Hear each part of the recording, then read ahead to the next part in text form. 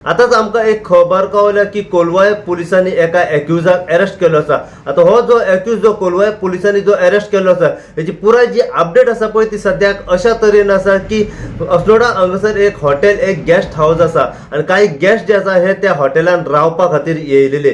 तेतूंतलो एक गेस्ट आसा हो दुसऱ्या गेस्टाच्या रूमा कडेन गेलो आणि त्या रूमा कडेन एक मायनर चेडू जे 16-17 वर्साचे आपल्या बापाय वांगडा येयलेले।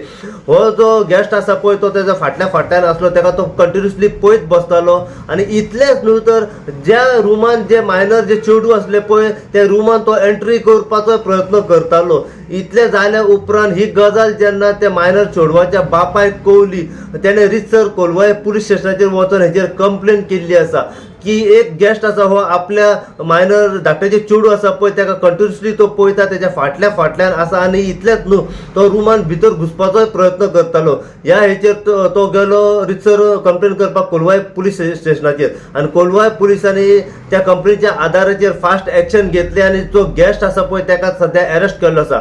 आता हो जो गेस्ट आसा हो 30 वर्साचो रावपी मूळ ओडिसा हांगासरलो।